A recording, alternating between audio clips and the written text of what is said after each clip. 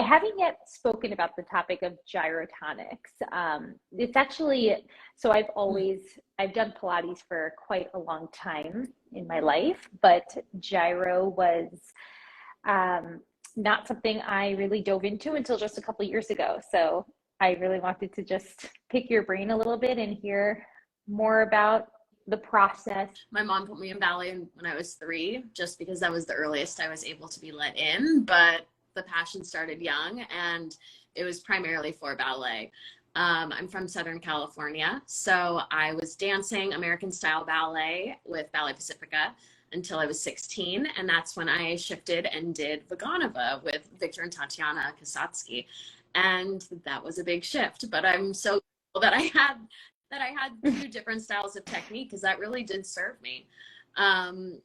But then when it came time to deciding company or college, I decided to go with my gut, which was to go to a BFA program so that I could be dancing, I could be furthering my technique and my artistry, but also feel like I had the plan B, just because you never know what's going to happen. And I chose Lines Ballet's BFA program just because I was such a bunhead, and I knew that the world was transitioning towards contemporary being in a lot of major companies, and a lot of contemporary companies were around and popping up. And so I knew that I needed to make a shift, and I needed to gain more maturity in my artistry. And so I am very thankful that I took that route, because I feel like it rounded me out as a human as well, with not only just my dancing. So that I did 4 years with that, and then continued staying in San Francisco in the Bay Area and dancing for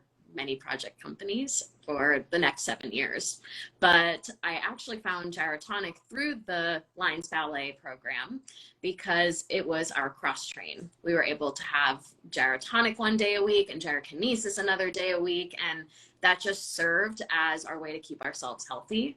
And freshman year, I fell in love with it, and I heard that we were able to go through the program and do the different courses if we wanted to become certified, so that when we graduated, we were able to come out with a job and with a certification and be able to have something else to kind of support us as we continued dancing. But I fell in love with it so immediately that I got certified during my sophomore year, and so that served as my job while I was in school.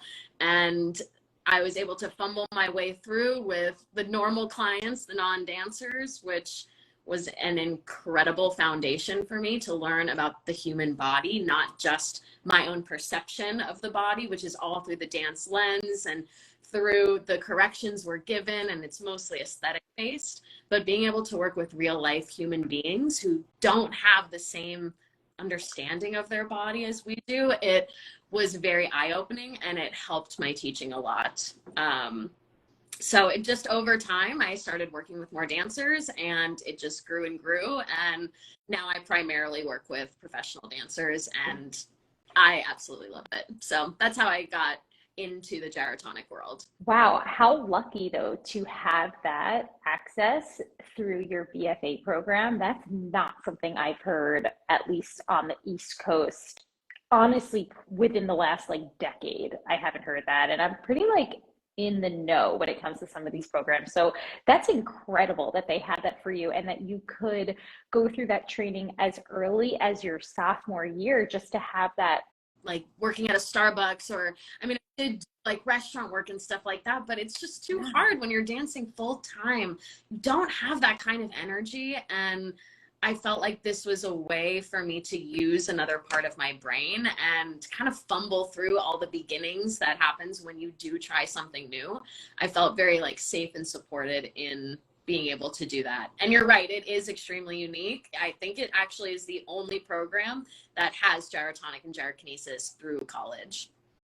Yeah, I feel like maybe occasionally I've heard of some Pilates types of training programs, but even that I don't think is, the norm just yet. So that's truly incredible. And honestly, for any administrator who might listen to this live in the future, really something incredible to consider for your dancers, because it also, I love this perspective, one thing that I had to do when I was getting my dietetics degree in college was I always knew that I wanted to bring it back to dance and my work with dancers, but there was obviously no training in nutrition that was specific to dancers at the time. So all of my training was based in either the athletic community or just like the general community at large.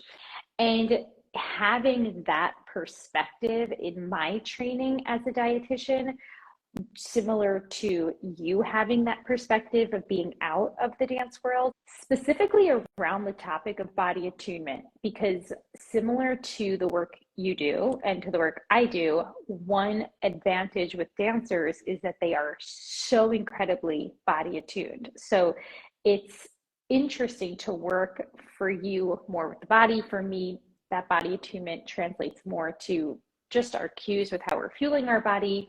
But again, to kind of just compare and work through these differences when we're comparing dancers to the general population. I've learned so much more about the cues and the corrections that we heard, and maybe better ways to word them, or where it's coming from. But the reaction of what the dancer hears and then how they apply it is not necessarily probably exactly what that instructor was intending for. So I really have enjoyed being able to take those corrections to kind of contort them into new ways and kind of break down the different ways in which you can access what they're asking of you. But it is a very different thought process, I think, than when we grew up dancing. Mm-hmm. How would you compare gyrotonics and gyrokinesis? Yeah, a lot of it is focused on decompressing the spine and trying to create space in the joints. And we can't only have that. So that is our starting point, is to create space in the body and then to be able to build support and strength around that. So I know that dancers gravitate to it for the feeling of it alleviating a lot of aches, pains, complaints, and problems. But it also is just unique in that it's very circular and focused a lot on spirals. So it's non-linear. And I think a lot of movement modalities do focus more in a linear way, which has its benefits and has its value, but this is definitely a little more three-dimensional and circular, and it all ranges of motion, it all goes. It's all important, and for dancers especially, they're being asked to go into those ranges. So applying gyrotonic and gyrokinesis to the dancing body is it makes sense. And so there are two systems in the gyrotonic expansion system. There's gyrotonic and then there's gyrokinesis. Gyrotonic is on very unique pieces of equipment. So it gives you support, it's guiding you. There are pulleys that you are working with. So it's not the same as like a spring tension or an elastic tension. It's a pulley, so it can continue, which gives the feeling in your body like you are continuing movement as if you were dancing. And we have handles that move in circular patterns, but there's a lot of motions happening with the spine in terms of going into arching and curling and side arches and just going to the ranges that your body should be able, and then focusing on how to do that with this added strength and support. And then the gyrokinesis system is without equipment. It's just a stool and a mat. And some would actually say that it is more challenging because you don't have the guide of the equipment or the feedback of where you should go. It's really just you in space. And that is challenging, but gyrokinesis is very energetic, not in terms of like high energy, but energetic in your body as you are continuously moving through the workout the whole time and bringing different levels of energy and kind of cycling them through in the body to end with this more like, it's almost like an enlightened experience that you feel when you leave the class. So there are two sides to the system, and both, when they're used together, are just amazing. So sounds it. Only because I know it most. If we're comparing this to Pilates, from what I hear and what I see, there are a lot of differences. I'm just curious if I'm on target when I'm saying, and please correct me if I'm wrong, that one, I'm sure there's many, one of the major differences that we see with these two practices is that Pilates can help create expansion, but there's less movement within that expansion. Whereas like with gyrotonics, you're getting expansion, but then you're getting like an expansion of movement within. Does that make sense in regard? So Pilates is just more linear, and then gyrotonics kind of takes it up a notch where you're working for that expansion, but then you're also working through movement within it. I would agree with that. Yes. Oh, interesting. I pat myself on the back for being able to put that one together. I would love to talk about the role of gyrotonics with injury prevention and injury recovery. So we've got these two major, I would say, considerations for dancers. One is injury prevention, something in regard to the work I do as a dietitian is, our baseline. We're always looking to build behaviors and habits that support injury, the prevention work to prevent injuries, obviously. But then, of course, we have these instances where we can unfortunately experience an actual injury, or maybe it's a mental injury like burnout, for example. And that's where some more extreme nutrition considerations or interventions might have to be implemented. Can you talk about the role of gyrotonics or gyrokinesis on both of these different experiences for a dancer? Yeah. So in terms of preventing injuries, I would say that the system is great for being able to balance out your musculature. And as dancers, we're always trying to move towards balance, but let's be honest, the things that we're doing in ballet are not balanced in terms of what a healthy human being needs. And so I like that this system was, yes, made by a dancer, yes, originally for dancers, but it has broadened to be a system of movement for any type of human being. Like I have clients in their 80s and they're doing gyrotonic and gyrokinesis. And so there is a humanistic point of view to the system that I think is very important, especially for dancers, and that is going to be able to keep them healthy and not just continue the same patterns that they're doing all day in the studio and on stage. There has to be some difference and some form of opposition from that. I also think it's a great system for being able to work out any patterns that just aren't efficient, or we have in dance, there are a lot of like, we are supposed to do this, we want to do this, so we push it to the limit. And this system is able to teach you, and especially the concepts of this system is able to teach you how to access either the correct musculature or the correct ways in which to work to fix whatever tracking issues you have, to maybe recalibrate how you're doing a développé. So I think, at least in my teaching, what is extremely important is meeting my client halfway. Like I am not just going to be spitting everything at you. I am bringing myself and you are bringing yourself, and we are working together. We're in this collaborative space. And I think that works really well for my clients and I, is working together to find the best possible solution for them. So yeah, the humanistic side is very important. And what else would I say? I would say that it's also important to not only be focusing on the aesthetic, but the fundamentals. So the systems can help with that.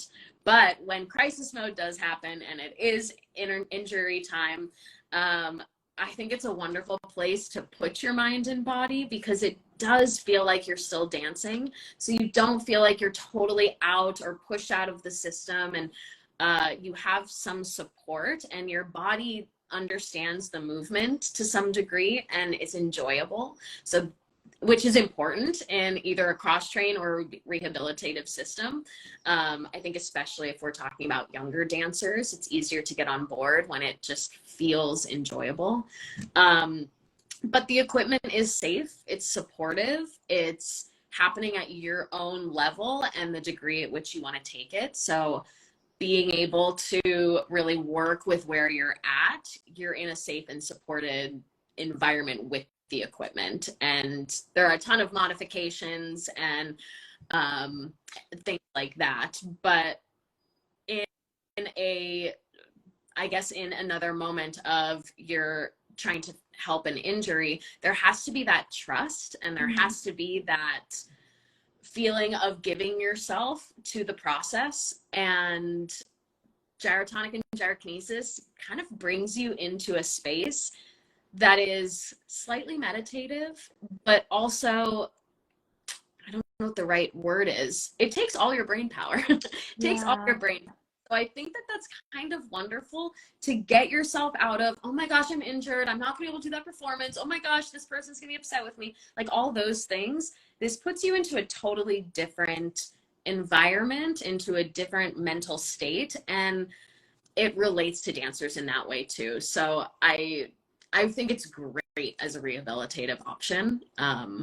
That's great. That's really helpful to know that it is an option for both stages of a dancer, you know, just that baseline injury prevention, but also when crisis mode kicks in, considering it as another, you know, course of action for a dancer who, you know, during that crisis mode could be looking for anything to help them get back to the stage in a way that feels most sustainable. What can a dancer expect who has yet to have ever participated in a gyrokinesis class or gyrotonics class? What could they expect when getting started? Yeah. Let's see. When you come into the studio, we always wear socks, at least in the studio. That's just a little tidbit, because we're always putting our feet in equipment and then our hands are going in there, so we always want socks.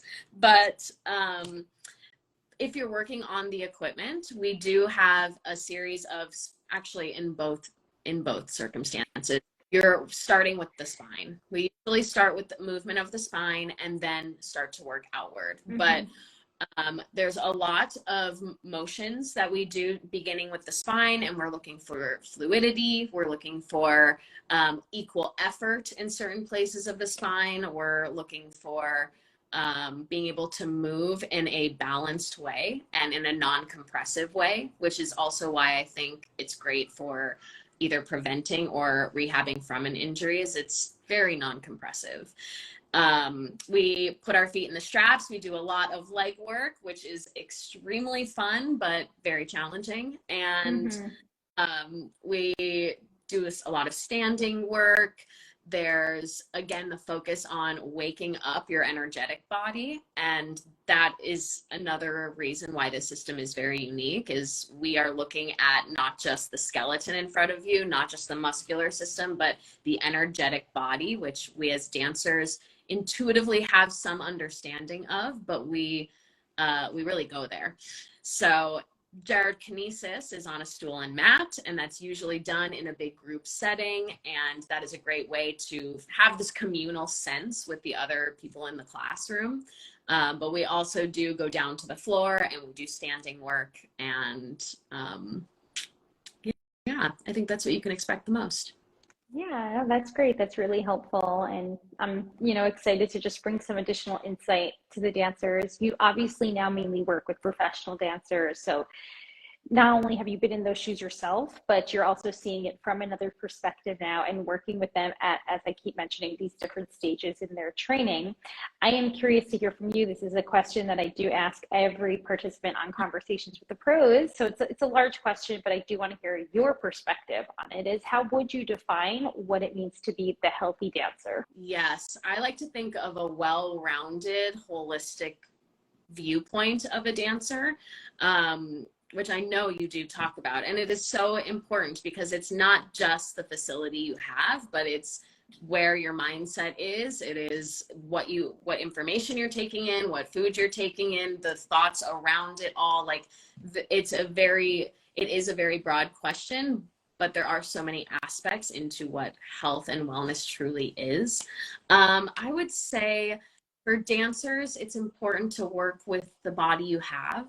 It is the only one you're going to get in this lifetime. So why try to make it something someone else has, but make it the best, or live in it the best way that you can. And in doing so, being able to work with the capabilities it has.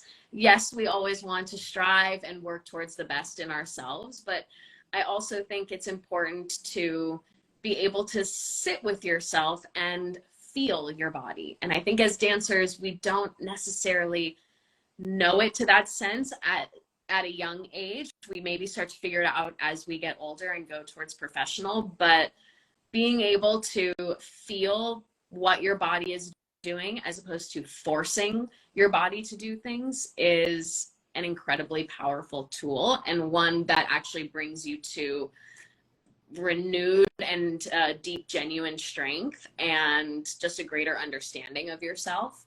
I would also say take time out of the studio to do other things, bring yourself joy, find other cross-training systems that can help support you.